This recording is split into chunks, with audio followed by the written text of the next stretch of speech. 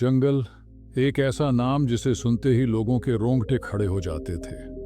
यह कोई साधारण जंगल नहीं था, बल्कि अंधकार का साम्राज्य था। यहाँ की हवा में डर की गंध थी और हर पेड़ की छाया में किसी अदृश्य आतंक का वास था।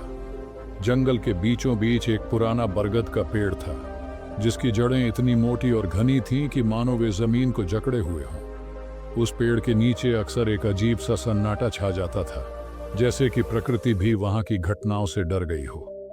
गांव के लोग इस जंगल को मौत का दरवाजा कहते थे। हर सुबह जब सूरज की पहली किरण आसमान को छूती, तो गांव में एक नई खबर फैलती कि कोई न कोई गायब हो गया है।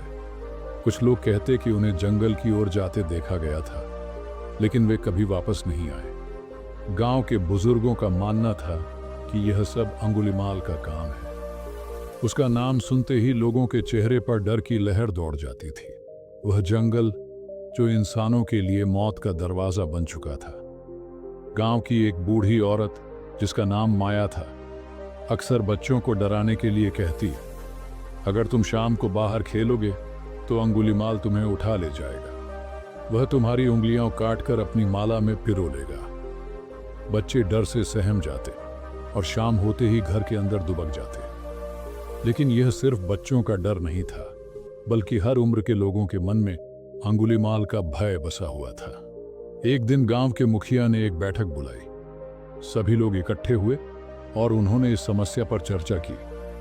हमें कुछ करना होगा, मुखिया ने कहा। अगर हमने अंगुलीमाल को नहीं रोका तो वह हम सभी को मार डालेगा। लेकिन कोई भी उस जंगल में जाने की हिम्मत नहीं जुटा पा रहा था। वहां जाना मौत को दावत देना था। अंगुलीमाल का जन्म एक ब्राह्मण परिवार में हुआ था। उसके माता पिता ने उसका नाम अहिंसक रखा था, क्योंकि वे चाहते थे कि उनका बेटा सच्चाई और धर्म के मार्ग पर चले। अहिंसक के पिता एक विद्वान ब्राह्मण थे, जो गांव के लोगों को धर्म और नैतिकता की शिक्षा देते थे। उनका मानना था कि अहिंसक भी उनके पदचिन्हों पर चलेगा और समाज का मार्गदर्शन करेगा। अहिंसक का बचपन बहुत ही साधारण था। वह एक मासूम और शांत बच्चा था, जो हमेशा दूसरों की मदद करने के लिए तैयार रहता था। उसकी आंखों में एक अलग ही चमक थी, जो उसकी बुद्धिमानी और करुणा को दर्शाती थी। गांव के लोग अक्सर कहते थे, अहिंसक एक दिन बहुत बड़ा आदमी बनेगा। जब अहिंसक बड़ा हुआ तो उसे गुरुकुल में शिक्षा प्राप्त करने के लिए भेजा गया। गुरुकुल में वह सबसे होनहार शिष्य था। उसकी बुद्धिमानी और करुणा से सभी प्रभावित थे। गुरु अक्सर उसकी प्रशंसा करते और कहते, अहिंसक, तुम मेरी शिष्य मंडली के सबसे होनहार विद्यार्थी हो। तुम्हारा भविष्य उज्जवल है। लेकिन जैसे जैसे अहिंसक की प्रशंसा बढ़ी, दूसरे शिष्यों में ईर्ष्या की भावना बढ़ने लगी। वे अहिंसक की सफलता से जलने लगे और उसे नीचा दिखाने की कोशिश करने लगे। उन्होंने गुरु के कान में अहिंसक के खिलाफ विष भरना शुरू कर दिया। गुरुदेव, अहिंसक आपकी जगह लेने की तैयारी कर रहा है, एक शिष्य ने कहा। वह आपसे अधिक लोकप्रिय हो चुका है। गुरु ने पहले तो इन बातों पर ध्यान नहीं दिया, लेकिन धीरे धीरे उनके मन में शंका के बीज बो दिए गए। वे अहिंसक के प्रति स्नेह और गर्व की जगह क्रोध और अविश्वास से भर गए, और यहीं से शुरू हुआ उस मासूम बालक का पतन। एक दिन गुरु ने अहिंसक को अपने पास बुलाया। अहिंसक ने सोचा कि शायद गुरु उसे कुछ नया सिखाने वाले हैं, लेकिन उसकी आशाएं तब टूट गईं जब गुरु ने कहा, अहिंसक, यदि तुम मेरे सच्चे शिष्य हो तो मेरी आज्ञा का पालन करो। जंगल में जाओ और 1000 उंगलियां काट कर लाओ।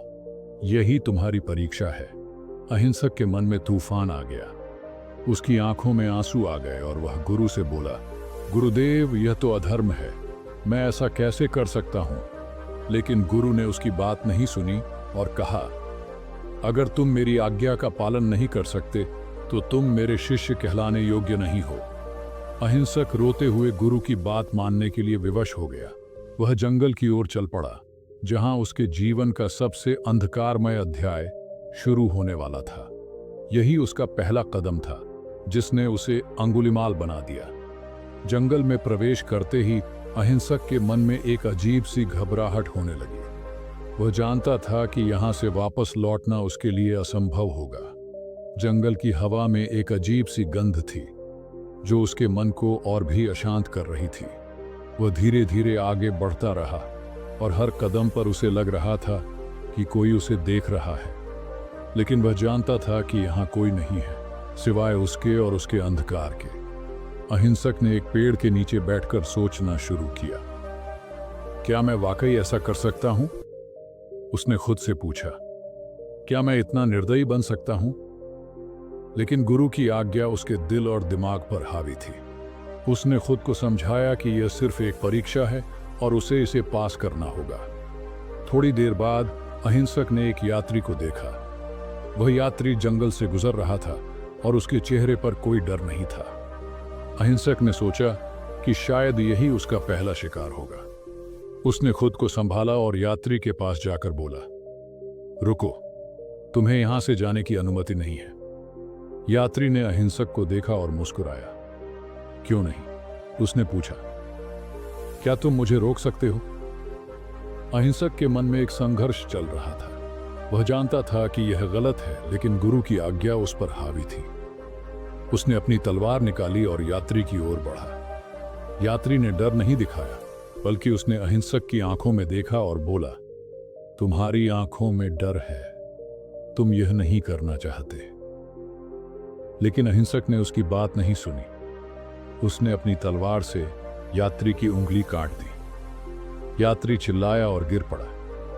अहिंसक ने उसकी उंगली उठाई और अपनी माला में पिरो दी। यह उसकी पहली हत्या थी और उसके बाद उसका नाम अंगुलीमाल पड़ गया। अंगुलीमाल ने जंगल में अपना आतंक फैलाना शुरू कर दिया। वह हर यात्री को रोकता और उसकी उंगली काटकर अपनी माला में पिरोता। उसकी माला में उंगलियों की संख्या बढ़ती गई और उसका नाम पूरे क्षेत्र में डर का पर्याय बन गया। लेकिन अंगुलीमाल के मन में हमेशा एक संघर्ष चल रहा था। वह जानता था कि यह गलत है, लेकिन उसे लगता था कि अब वापस लौटने का कोई रास्ता नहीं है। वह अक्सर अकेले बैठकर अपने किए पर सोचता और रोता। उसकी आत्मा कांप उठती, लेकिन उसके हाथों ने फिर से हत्या कर दी। एक दिन अंगुलीमाल ने एक बूढ़े आदमी को देखा। वह आदमी जंगल से गुजर रहा था और उसके चेहरे पर कोई डर नहीं था। अंगुलीमाल ने उसे रोका और बोला, तुम्हें यहां से जाने की अनुमति नहीं है। बूढ़े आदमी ने अंगुलीमाल को देखा और मुस्कुराया। तुम क्यों डर रहे हो? उसने पूछा। तुम्हारी आंखों में दर्द है, तुम यह नहीं करना चाहते। अंगुलीमाल के मन में एक तूफान आ गया। उसने बूढ़े आदमी की उंगली काट दी, लेकिन उसके बाद वह रोने लगा। उसने खुद से पूछा, क्या मैं सिर्फ एक हत्यारा हूं? क्या कोई मुझे माफ करेगा? एक दिन गौतम बुद्ध उसी जंगल के रास्ते से गुजर रहे थे।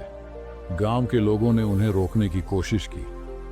भंते, कृपया जंगल में मत जाइए, उन्होंने कहा। वहां अंगुलीमाल का आतंक है, वह आपको भी नहीं छोड़ेगा। वह आदमी जंगली है, वह इंसान नहीं है जिसे आप शिक्षा देकर के ध्यान में ला सको। वह सिर्फ एक जान और लेना चाहता है और हम लोग आपको नहीं खोना चाहते हैं। गौतम बुद्ध ने शांतिपूर्वक कहा, जहां भय है वहीं प्रेम और प्रकाश की आवश्यकता है। मैं नहीं जाऊंगा तो फिर कौन जाएगा? उसे केवल एक उंगली ही तो चाहिए। मुझे जाने दो, मेरे जाने से उसके ऊपर कुछ तो असर पड़ेगा। गौतम बुद्ध जंगल की ओर रवाना हो जाते हैं। अंगुलीमाल जो एक चट्टान के ऊपर बैठा है, उसे दिखाई देता है कि एक व्यक्ति शांति से जंगल में उसके पास से निकल के जा रहा है। अंगुलीमाल मशहूर था। उसका नाम सुनते ही लोग कांपते थे। उसे अब मजा आने लगा था। चट्टान पर बैठे बैठे ही अंगुलीमाल ने चिल्लाकर कहा, रुको, कोई यहां से जिंदा नहीं जा सकता। गौतम बुद्ध ने अंगुलीमाल की ओर देखकर मुस्कुराए और चलने लगते हैं। यह देख उसे बुरा लगा था कि आम तौर पर उसे देखकर या उसकी आवाज सुनकर लोग अपनी जान बचाने को इधर उधर भागने लगते थे। उसे यही पसंद था, लेकिन एक ये है कि चलते ही जा रहा है। वह चट्टान से कूदकर गौतम बुद्ध के सामने खड़ा हो गया और उसने पूछा, तुम कौन हो और क्या तुम जानते हो कि मैं कौन हूं? उसी समय उसने अपने गले में उंगलियों की माला दिखाई। गौतम बुद्ध बोले, मैंने आपके बारे में बहुत कुछ सुना है। और फिर वो चलने लगते हैं। तभी अंगुलीमाल बोला, तुम कहां जा रहे हो? मैं तुमसे बात कर रहा हूं और तुम चले जा रहे हो। अंगुलीमाल ने कहा, तुम क्यों चलते जा रहे हो? गौतम बुद्ध ने कहा, मैं तो रुका हूं, ये तुम हो जो अब तक नहीं रुके। ये सुनकर अंगुलीमाल हंस पड़ा और बोला, बकवास, तुम जरूर एक पागल आदमी हो। मैं यहीं खड़ा हूं और तुम कह रहे हो कि मैं कहीं जा रहा हूं, जबकि कहीं जा तुम रहे हो। यह सुनकर गौतम बुद्ध बोले, नहीं नहीं, मैं बहुत पहले ही कह चुका हूं कि मैं कहीं नहीं जा रहा, लेकिन तुम कहीं जाने की कोशिश कर रहे हो, लेकिन आपको तरीका नहीं पता है। अंगुलीमाल हैरान हो गया। उसने पूछा, तुम कौन हो जो मुझसे नहीं डरते? गौतम बुद्ध ने कहा, मैं वह हूं जो तुम्हें जानने और समझने आया हूं। तुम्हें पता है मैं कौन हूं? मैंने कितने लोगों की जान ली है। क्या मेरे जैसे पापी को कोई माफ कर सकता है? अंगुलीमाल ने कहा। फिर गौतम बुद्ध बोले, हर आत्मा में बदलाव की शक्ति होती है, तुम्हें बस अपने भीतर का अंधकार दूर करना है। अंगुलीमाल टूट जाता है, वह रोने लगता है। अंगुलीमाल बोला, मैंने जो किया क्या उसका प्रायश्चित संभव है? गौतम बुद्ध ने कहा, प्रायश्चित का पहला कदम है अपने कर्मों को स्वीकार करना और उन्हें छोड़ देना। अंगुलीमाल के मन में एक बदलाव आ गया। अंगुलीमाल ने गौतम बुद्ध के चरणों में गिरकर अपने किए हुए पापों का प्रायश्चित करना शुरू कर दिया। उसकी आंखों से आंसू बह रहे थे और उसके मन में एक अजीब सी शांति महसूस हो रही थी। गौतम बुद्ध ने उसे उठाया और कहा, तुम्हारा प्रायश्चित शुरू हो चुका है। अब तुम्हें अपने कर्मों को सुधारने के लिए जो संभव हो सकता है वह सब करना होगा। अंगुलीमाल ने गौतम बुद्ध के साथ गांव लौटने का निर्णय लिया। गांव के लोगों ने जब अंगुलीमाल को देखा तो उनके चेहरे पर क्रोध और डर के भाव थे। वे चिल्लाने लगे, यह हत्यारा यहां क्यों आया है? इसे मार दो। गौतम बुद्ध ने शांतिपूर्वक कहा, घृणा को घृणा से नहीं, केवल प्रेम से समाप्त किया जा सकता है। अंगुलीमाल अब बदल चुका है, उसे एक मौका दें। गांव के लोगों ने गौतम बुद्ध की बात मानी, लेकिन उनके मन में अभी भी संदेह था। अंगुलीमाल ने गांव में रहकर सेवा करना शुरू कर दिया। वह बीमारों की देखभाल करता, गरीबों को भोजन देता और जरूरतमंदों की मदद करता। धीरे धीरे गांव के लोगों के मन में अंगुलीमाल के प्रति घृणा कम होने लगी। एक दिन गांव में एक बीमार बच्चे की हालत बहुत खराब हो गई। बच्चे के माता पिता ने अंगुलीमाल से मदद मांगी। अंगुलीमाल ने बच्चे की देखभाल की और उसे ठीक कर दिया। बच्चे के माता पिता ने अंगुलीमाल के पैर छुए और कहा, तुमने हमारे बच्चे की जान बचाई, हम तुम्हें धन्यवाद देते हैं। अंगुलीमाल के मन में एक अजीब सी खुशी महसूस हुई। उसे लगा कि शायद उसके जीवन का कोई और अर्थ भी है। वह अक्सर गौतम बुद्ध के पास जाता और उनसे धर्म और नैतिकता के बारे में सीखता। अंगुलीमाल ने ध्यान करना शुरू कर दिया। वह हर रोज सुबह उठकर ध्यान करता और अपने मन को शांत करने की कोशिश करता। धीरे धीरे उसके मन में शांति आने लगी। उसने अपने किए हुए पापों को स्वीकार किया और उनसे सीख लेने की कोशिश की। एक दिन गौतम बुद्ध ने अंगुलीमाल से कहा, सच्चा वीर वही है जो अपने भीतर के शत्रु को हराता है। तुमने अपने भीतर के अंधकार को दूर कर दिया है। अब तुम्हें अपने जीवन को सही दिशा में ले जाना है। अंगुलीमाल ने गौतम बुद्ध की बात मानी और अपना पूरा जीवन सेवा और प्रायश्चित में लगा दिया। वह गांव के लोगों की मदद करता और उन्हें धर्म और नैतिकता की शिक्षा देता। धीरे धीरे गांव के लोगों के मन में अंगुलीमाल के प्रति घृणा खत्म हो गई और उन्होंने उसे स्वीकार कर लिया। अंगुलीमाल के जीवन का अंतिम अध्याय उसके ध्यान और आत्मिक शांति के साथ समाप्त हुआ। उसने अपने जीवन को सही दिशा में ले जाने की कोशिश की और अपने किए हुए पापों का प्रायश्चित किया। गौतम बुद्ध ने उसे आशीर्वाद दिया और कहा, तुमने अपने भीतर के अंधकार को दूर कर दिया है। अब तुम्हारा जीवन प्रकाश से भरा है। यह कहानी हमें सिखाती है कि चाहे कितने भी बड़े पाप क्यों न किए हों, सच्चे हृदय से बदलाव संभव है। हर इंसान के भीतर प्रकाश है, उसे बस पहचानने की देर है। अगर यह कहानी आपको प्रेरणादायक लगी हो तो इस वीडियो को लाइक और शेयर करें और हमारे चैनल को सब्सक्राइब करना न भूलें। हम फिर मिलेंगे एक और प्रेरणादायक कहानी के साथ। धन्यवाद।